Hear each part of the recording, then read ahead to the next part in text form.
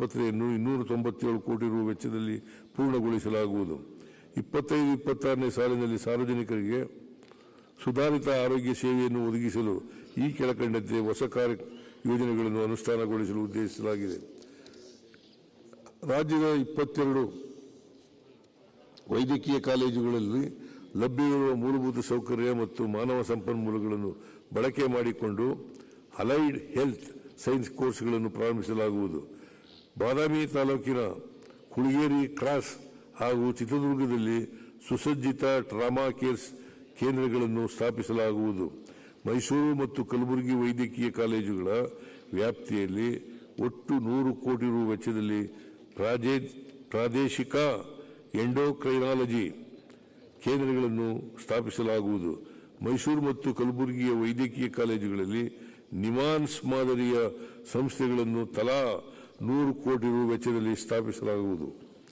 ಕೊಪ್ಪಳ ಜಿಲ್ಲೆಯ ವಿಜ್ಞಾನ ಸಂಸ್ಥೆಯ ಅಧೀನದಲ್ಲಿ 100 ಕೋಟಿ ರು ವೆಚ್ಚದಲ್ಲಿ ಸೂಪರ್ ಸ್ಪೆಷಾಲಿಟಿ ಆಸ್ಪತ್ರೆ ಆರಂಭಿಸಲಾಗುವುದು. ರಾಯಚೂರಿನ ರಾಜೀವ್ ಗಾಂಧಿ ಸೂಪರ್ ಸ್ಪೆಷಾಲಿಟಿ ಆಸ್ಪತ್ರೆ ಆವರಣದಲ್ಲಿ 50 ಕೋಟಿ ರು ವೆಚ್ಚದಲ್ಲಿ ಕಿದ್ವಾಯ್ ಪೆರಿಫೆರಲ್ ಕ್ಯಾನ್ಸರ್ ಚಿಕಿತ್ಸಾ ಘಟಕ ಸ್ಥಾಪಿಸಲಾಗುವುದು.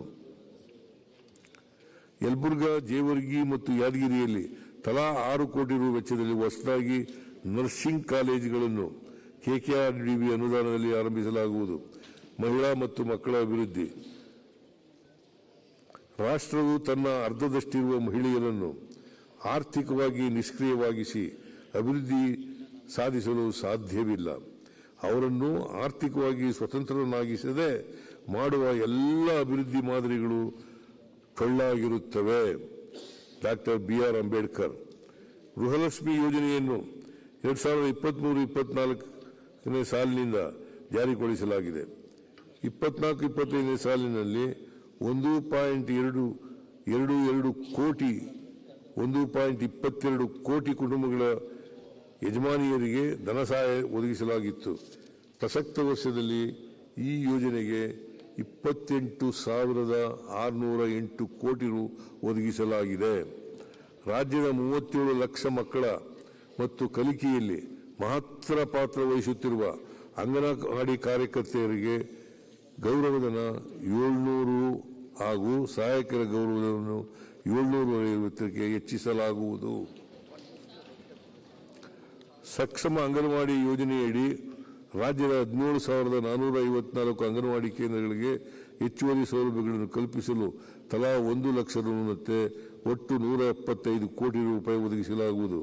ಅಂಗನವಾಡಿ ಕಟ್ಟಡಗಳ ನಿರ್ಮಾಣಕ್ಕಾಗಿ ನಗರಸಭೆ ಪುರಸಭೆಗಳಲ್ಲಿ ಲಭ್ಯವಿರುವ 173 CA ನಿವೇಶನಗಳನ್ನು ನಗರಾಭಿವೃದ್ಧಿ ಇಲಾಖೆಯಿಂದ 50% ರಿಯಾಯಿತಿ ದರದಲ್ಲಿ ಖರೀದಿಸಲು 10 ಕೋಟಿ ಮೀಸಲಿರಿಸಲಾಗಿದೆ.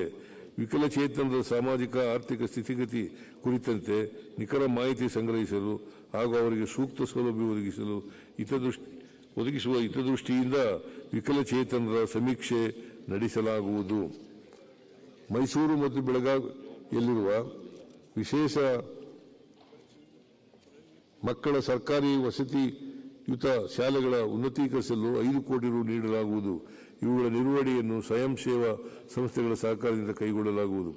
Cerebral policy, muscular dystrophy, Parkinson's ಮತ್ತು ಮಲ್ಟಿಪಲ್ ಸ್ಕ್ಲೆರೋಸಿಸ್ ಕಾಯಿಲೆಗಳಿಂದ ಬಳಲುತ್ತಿರುವ ವ್ಯಕ್ತಿಗಳ ಆರೈಕೆದಾರರಿಗೆ ನೀಡುತ್ತಿರುವ ಮಾಸಿಕ 1,000 ಪ್ರೋತ್ಸಾಹ ಯೋಜನೆಯನ್ನು